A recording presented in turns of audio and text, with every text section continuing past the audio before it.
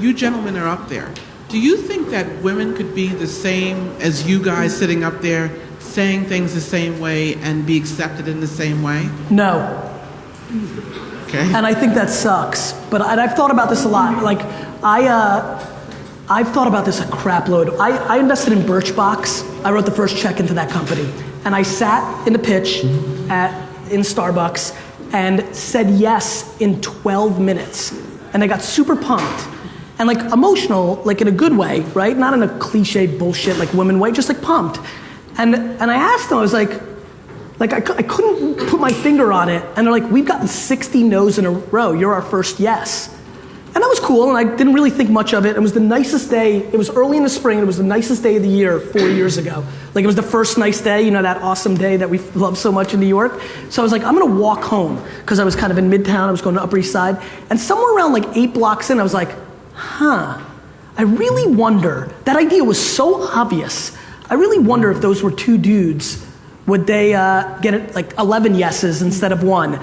And I'm disproportionate, you know, you have to understand, and this is not even close, my mom, my wife, and my firstborn daughter are my life, right? I love my bro and my dad and all this, but that is my world.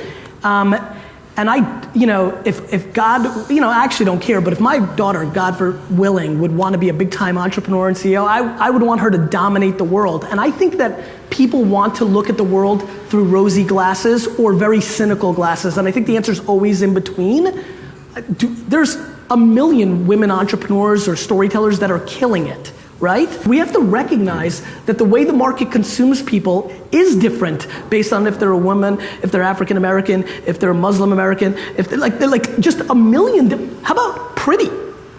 How about just being pretty versus not being as pretty, right? So like, I mean, there's a million variables in play, and I think it's insane. I come from the Soviet Union, right? Where everything being the same is the game. It's just not real, right? And so, by the way, it doesn't mean that it's worse. It doesn't mean that it's worse at all. It just means that it's different. So is it the same? No, it's not the same, because everybody's gonna consume it differently. And it's not, and by the way, it's also not the same for each. You're an African American woman. The way that you're consuming me is different than those two Russian guys over there who have a connection point with me that's different. So like, I think this whole notion of like, is it the same? Of course it's not this. It's a silly question. I think what's more important is, I'm a big believer of betting on your strengths. And I spoke to it earlier. Again, like, I won the lotto completely. White male in America and born in the Soviet Union, I won triple big. I think, you know, like, I think we have to understand how things work. But I'll tell you that how about this? Casey and I did a video together the other day. Casey's fan base hated me as a net score, because I talked over him during the show, because I get hyper and this and that, and I went into my own channel and had to apologize to like 500 people that came over from Casey's world that said, GaryVee, fuck you, you suck shit.